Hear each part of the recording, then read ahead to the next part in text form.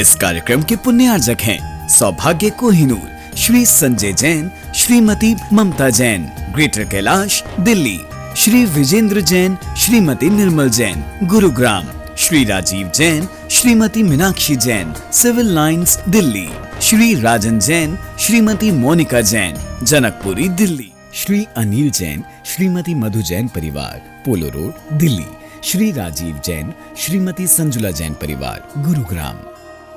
जीवन में कुछ अंतराय कर्म होते हैं। एक होता है दान अंतराय। पैसा है, शरीर है, सब कुछ है, लेकिन विधान शुरू होने के 2 दिन पहले सूतक लग गई, पातक लग गया, तो सारी की सारी तैयारी धरी की धरी रही। ऐसा बहुत बार होता है। ये क्या है? दान अंतराय। भोग अंतराय होता है कि घर में सब कुछ है लेकिन खा नहीं पा रहे। लाभ अंतराय होता है। तो कहते हैं, गुरु कहते हैं कि जिनको दान अंतराय कर्म की वजह से बचना है, उनको क्या करना चाहिए कि हमेशा सत्पात्रों को दान देने का प्रयास करना चाहिए, जिनवाणी श्रवण करना चाहिए, गुरुओं को आहार दान आदि करना चाहिए, औषधि दान करना चाहिए। इससे आपका जीवन और पुण्यशाली बनेगा। आपके पास पैसा है लेकिन पुण्य क्षीण है। पैसा बहुतों के पास है लेकिन सबका पैसा मंदिर में नहीं लग रहा। पुण्य क्षीण है। यदि पुण्यहीन नहीं होता, पुण्य प्रबल होता, तो आपका पैसा मंदिर में जरूर लगता। मैं आपसे कहना चाहता हूं, आपके बच्चे, आप जीवन में कभी ना कभी रेस्टोरेंट गए होंगे, होटल में गए होंगे, कभी ना कभी होटल जाते होंगे। यदि आप होटल में जाते हो और यदि आपके साथ 2 साल का बच्चा भी है, तो कितनी थाली खाना मंगाते हो? जितने लोग हैं उतनी थाली। बच्चे की बेबी प्लेट आ जाती है। लेकिन विचारनी बात यह है, होटल आप महीने में, 15 दिन में, हफ्ते में जाते रहते हो, लेकिन मंदिर आप सामूहिक रूप से कब आते हो?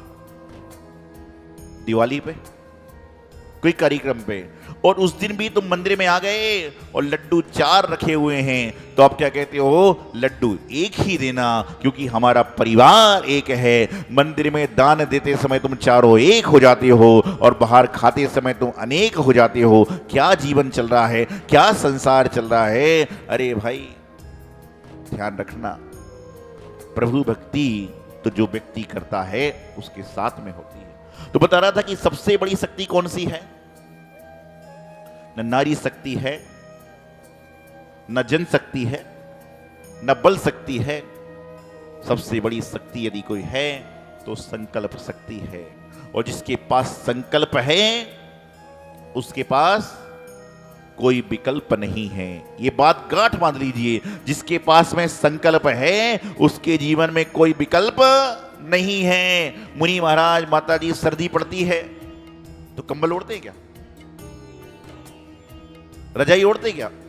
नहीं ओढ़ते। क्यों? क्योंकि उन्होंने संकल्प कर लिया है कि मुझे संपूर्ण जीवन व्रत में जीना है। तो कितनी भी ठंड पड़े उनको ठंड नहीं लगती। और तुम मंदिर भी आते हो तो कम से कम 5-7 कपड़े तो इंसान पहने ही रहता है, और उसके बाद ठंड बहुत लग रही।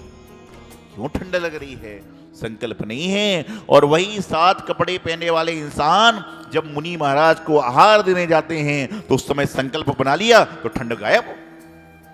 जब तक जीवन में संकल्प नहीं करोगे तब तक आपका मन मजबूत नहीं होगा। और जहां संकल्प है वहां कोई विकल्प है ही नहीं। और विकल्प चल रहा है तो आपका संकल्प कमजोर है। आपने विचार कर लिया कि आज मैं गुरु दर्शन को जाऊंगा, आज मैं गुरु दर्शन को जाऊंगी, तो आप पहुंच जाते हो क्योंकि आपने संकल्प तेज किया हुआ है। और बस जाओगे क्या? देख लेंगे। ध्यान रखना, जीवन में जो भी कार्य करते हो वह संकल्प पूर्वक करो। आप यदि भोजन करने बैठते हो तो 9 बार नमो का नाम पढ़ लो। भोजन करने के पहले मौन नहीं रख सकते, कोई बात नहीं, उससे कम से कम जो भोजन है उसमें भगवान का आशीर्वाद आ जाएगा। और भोजन न रखकर भगवान का प्रसाद बन जाएगा। और जो प्रसाद खाता है वह भोजन का अपमान नहीं कर सकता। आप आहार देने आते हो, आहार के बाद चौके से कोई वस्तु आप लेते हो, वह जमीन में गिराते हो क्या?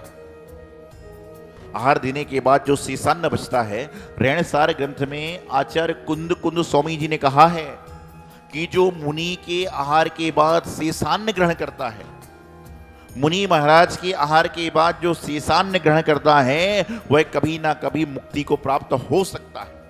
ऐसा आचार्य कुंद कुंद स्वामी अपने रेणसार ग्रंथ में कह रहे हैं। तो बताइए कि जब भोजन के बाद में, आहार के बाद में महाराज के आपको कोई प्रसाद देता है, प्रसाद जिसको कहते हैं शेषान्न होता है, वो वह जमीन में गिराते हो क्या आप? नहीं गिराते। क्यों? क्योंकि ये चौके का प्रसाद है। लेकिन घर में जो बनता है वह जमीन में भी गिरता रहता है, क्योंकि वह प्रसाद नहीं है, मात्र खाना है। जो यहाँ पर भोजनशाला में बनता है वह प्रसाद हो जाया करता है, और जो घर में बनता है वह चल रहा है। घर में भोजन बनता है उसको क्या कहते हो आप लोग? बताओ जी, कुबेर नारायण जी, क्या बोलते हैं? जहां घर में खाना बनाते हो, भोजन बनाते हो, क्या बोलते हो उसको आप? अब मंदिर में बैठे हैं तो क्या बोलने समझ में आता है, क्वेश्चन मार्क हो जाता है। कोई बोलता मेरे घर में भोजन भोजनशाला में बनता है, कोई बोलता मेरे घर में भोजन रसोई में बनता है, और कोई कहता है मेरे घर में भोजन किचन में बनता है। किचन में भोजन बनता है, और भोजन करने के बाद चिक चिक चिक चिक चिक चिक चिक चिक चलती जाती। क्यों? क्योंकि किचन में बन रहा है। पहले भोजनशाला में बनता था, पाकशाला में बनता था, भोजनालय में बनता था, तो वहां पर होता था। लेकिन भोजनशाला में बनता है उसको कहते हैं भोजन, जो आहारशाला में बनता है उसको कहते हैं आहार, और जो रसोई में बनता है उसको कहते हैं शुद्ध भोजन। लेकिन जो किचन में बनता है उसको कहते हैं खाना। क्या कहते हैं? खाना बन गया। कभी भी ध्यान रखे, जीवन में कभी भी खाना शब्द उपयोग ना करें। आप कहिए भोजन करूंगा, ये कहिए, घर में भी किसी को मत बोलो कि खाना खाने आ जाना, भोजन करने आना। घर में आप सेव बनाते हो, केले बनाते हो, बनाते समय क्या बोलते हो? सेव काट रहा हूं। बिल्कुल गलत शब्द है, इससे काटने का दोष लगता है। आपको कहना चाहिए सेव बधार रहा हूं। कई बार जो लोग भोजन करते समय टेलीविजन देखते हैं, पिक्चर देखते हैं, मूवी देखते हैं, कई बार उस पिक्चर में गलत चीज दिखाई जाती होगी कि वहां पर हीरो हीरोइन मांसाहार का सेवन कर रहे हैं और तुम भोजन का सेवन कर रहे हो। उस समय कितना पाप का बंध हो रहा है। अब पिक्चर देखना नहीं छोड़ सकते, कोई बात नहीं, लेकिन इतना संकल्प कर लो कि जिस पिक्चर के में जब समय वह सीन आएगा कि जब गलत चीज का उपयोग हो रहा है, उस समय मैं अपनी आंखों को बंद कर लूंगा। इतना भी कर लिया तो उस पाप से आप बच जाओगे, अनुमोदना वाले पाप से आप बच जाओगे। इतना तो कर सकते हो। पिक्चरों में तो सब चीज के सीन आएंगे, पिक्चरों में हर बात आएगी। आपसे कोई पूछता है कि पिक्चर में अच्छी चीज क्या थी, तो क्या बताते हो? मंदिर में आते हो आप, कोई व्यक्ति आपसे पूछे कि मंदिर में आपको अच्छा क्या लगा, तो क्या बोलोगे आप? हर तरह के लोग होते हैं। एक बार एक व्यक्ति से किसी संत ने पूछ लिया कि तुम पिछले 4 दिन से रोज विधान में आ रहे हो, तुम्हें सबसे अच्छा क्या लगा? अभिषेक अच्छा लगा? बोले नहीं। पूजन अच्छी लगी? बोले नहीं। संगीतकार का गीत अच्छा लगा? बोले नहीं। पंडित का समझाने का तरीका अच्छा लगा? बोले नहीं। तो उस आदमी ने कहा कि महाराज जी का प्रवचन तो अच्छा लगा होगा? बोलेगा नहीं। तो बोले अच्छा क्या लगा? बोले मुझे अच्छा लगा है। तो बोले क्या अच्छा लगा? ना आपको पूजन अच्छी लगी, ना आपको विधान अच्छा लगा, ना आपको अभिषेक अच्छा लगा, ना गीत अच्छा लगा, ना महाराज का प्रवचन अच्छा लगा, तो आपको अच्छा क्या लगा? बोले सारे कार्यक्रम होने के बाद जो भोजन बनता है वह मुझे बहुत अच्छा लगता है। सारे कार्यक्रम समाप्त होने के बाद जो भोजन होता है वह मुझे बहुत अच्छा लगता है। कोई बात नहीं, आज भजन के बाद भोजन करने आ रहा है, कुछ समय बाद ऐसा आएगा कि पहले भजन करेगा और उसके बाद भोजन। कुछ तो अच्छा लगा, कुछ तो अच्छा लगा, क्या बोलेगा? मंदिर में अच्छा लगा। तो जो भी है इस दुनिया में प्रश्न हो कि दाता कौन है, याचक कौन है, तो क्या जवाब है हमारे पास? आपसे कोई कहे कि इस दुनिया में दाता कौन है, कोई जवाब आपके पास नहीं है। याचक कौन है, कोई जवाब आपके पास में नहीं है। यदि हम थोड़ा सा द्रव्य, थोड़ा सा धन मंदिर जी में सत्संग में दे रहे हैं तो हम सोचते हैं हम बहुत बड़े दाता है। तुम कोई दाता नहीं हो। तुमसे बड़ी दाता तो नदी, तालाब, सागर हैं जो हमेशा पानी को छोड़ रहे हैं। तुमसे बड़े दाता तो फल हैं, वृक्ष हैं जो हमेशा अनाज को, सब्जी को, फल को छोड़ रहे हैं। किसान के जो पास जो हल होता है, खेत जोतता है, खेत दाता है। तुम कहीं से लाते हो और कहीं देते हो। जब बच्चे की नौकरी नहीं लगती है तो भगवान के चरण में आते हो कि हे भगवान मेरे बच्चे की नौकरी लग जाए, और नौकरी लग गई तो उसमें से 2-5 हजार रुपए लाके मंदिर में चढ़ा देती हो कि पहली तनख्वाह का पहला पैसा मंदिर में चढ़ा रहे। अरे लेके तो यहीं से गए थे, आते कि नहीं आते मंदिर में आने के बाद। लेकिन कोई बात नहीं, द्रव्य शुद्ध करने का सबसे अच्छा तरीका यही है। याचक कौन है?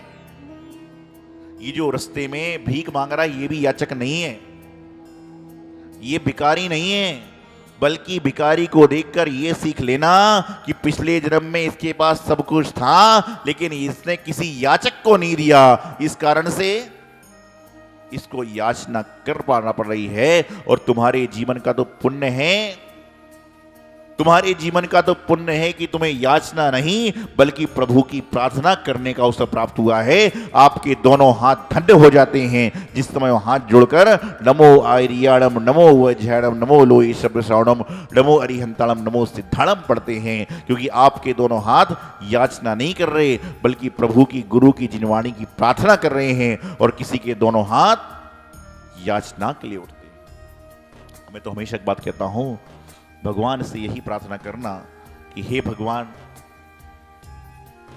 भगवान मेरे जब हाथ उठें तो प्रभु के दर्शन के लिए जुड़ें, और मेरे हाथ खुलें तो किसी रोगी की सहायता के लिए उठें, जुड़ें, खुलें तो समझ के चलना कि आपके हाथ धन्य हो जाएंगे। संकल्प शक्ति बहुत महत्वपूर्ण होती है। आज विगत 4 दिनों से सिद्ध चक्र का पाठ कर रहे हैं। कहने को तो श्री सिद्ध चक्र का पाठ करो दिन 8 ठाट से प्राणी फल पायो, तो सारा पुण्य बीना जी को मिल जाएगा तो आपका क्या होगा? सारा पुण्य बीना जी सुशील जी को मिल जाएगा तो आप सबका क्या होगा? क्या कहा? श्री सिद्ध चक्र का पाठ करो दिन 8 ठाट से प्राणी। क्या कहा? प्राणी। आप सब कौन हो? प्राणी हो। फल पायो, जैसा मैना सुंदरी ने फल पाया था वैसा फल हमें मिले। इसे ठाट बाट से क्या करो? 8 दिन तक भगवान जी की आराधना करो। और मैं तो हमेशा एक बात कहता हूं कि मैना सुंदरी तो एक हुई। कितनी हुई मैना सुंदरी? एक हुई। श्रीपाल भी एक हुए, एक श्रीपाल हुए, एक मैना सुंदरी हुई। लेकिन उन्होंने ऐसा काम किया कि हर सिद्ध चक्र के विधान में हर महिला चाहती कि मैना सुंदरी मैं बन जाऊं। एक मैना सुंदरी ने ऐसा काम किया कि सारे जगत की महिलाएं सोचती हैं मैं क्यों नहीं मैना सुंदरी बन गई। आदिनाथ भगवान के प्रथम आहारदाता कौन हुए? राजा श्रेयांस। एक हुए। लेकिन आज प्रत्येक मानव सोचता है कि मैं राजा श्रेयांस क्यों नहीं बन पा रहा। आप एक हो, लेकिन एक होने के बाद ऐसा कार्य करो, मंदिर में जब आप प्रभु की भक्ति करो तो ऐसी करो कि लोग बोलें कि हम भी भक्ति प्रभु की करें। कुबेर जी रतन लेके आए, किताब लेकर आए, बांट रहे थे। मैं देख रहा था कि कुबेर के हाथ से लोग रतन ले रहे हैं, किताब ले रहे हैं। क्यों? क्या घर में रतन नहीं है?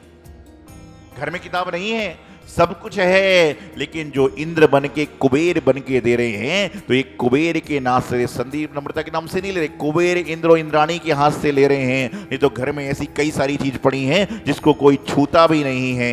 ये प्रभु का वैभव आपको प्रभु ने दिया और उस वैभव को अपने हाथ से वितरण कर देने वाले को अहंकार ना जाए। इसलिए मैं देख रहा था जा जाके हाथ जोड़कर दे रहे हैं। क्यों?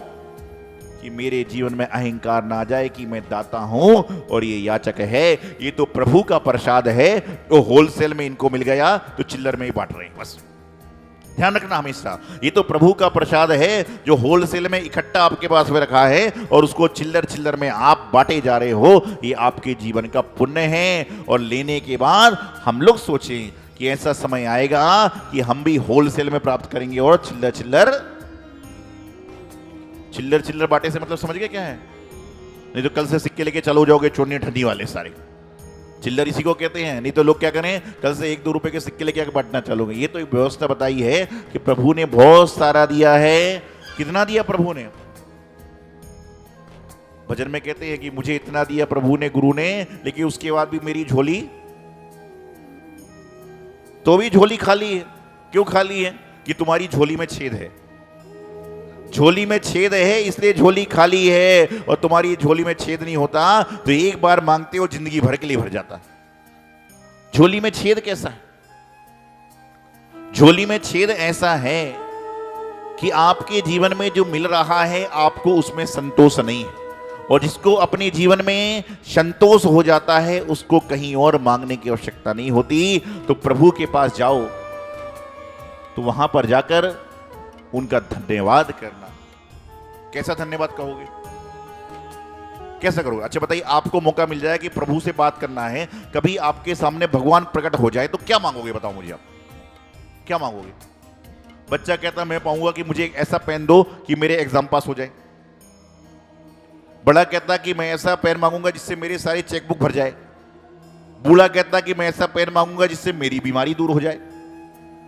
प्रभु यदि प्रकट हो जाएं, परमात्मा कभी आपके सामने आके खड़े हो जाएं, तो परमात्मा से कहना कि हे प्रभु, हे परमात्मा, मैं आपका धन्यवाद करता हूं, आपने जो मुझे दिया है कईयों को तो वह भी नहीं मिला। ये बात प्रभु से कहना तो प्रभु तुम्हें 4 गुना और देंगे। लेकिन हम लोग क्या करते हैं?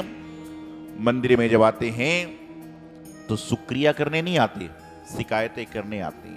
कभी गुरु के पास जाओ, जिनवाणी के पास जाओ, प्रभु के पास जाओ तो उनसे कहना कि आपका दिया सब कुछ मेरे पास है। कभी ऐसा कहा क्या? सभी कहते हैं। यदि जब आपने कह दिया आपका दिया सब कुछ है, तो फिर आपको जीवन में किसी चीज की आवश्यकता नहीं पड़ेगी, क्योंकि जो चीज की आपने आवश्यकता मानी है वह आपकी है ही नहीं। आप गाड़ी की मांग करते हो, बंगले की मांग करते हो, कोठी की मांग करते हो, ये आपके हो ही नहीं सकते। क्यों नहीं हो सकते? कि 2 साल बाद फिर एक्सचेंज, 5 साल बाद फिर खराब, 10 साल बाद फिर मकान की रंगाई पुताई, तो क्या होगा? ये पूरा है ही नहीं। आपको आवश्यकता है, वर्तमान में सबको आवश्यकता है, तो मन की सच्ची शांति की आवश्यकता है। प्रभु से कहना कि प्रभु जी आपका दिया सब कुछ मेरे पास है, मैं तो चाहता हूं कि मेरे घर परिवार में प्रेम बना रहे। प्रभु ने कह दिया कि तुम्हारे यहाँ प्रेम बना रहेगा तो समझ के चलना कि धन दौलत संपदा सब कुछ अपने आप आ जाएगी।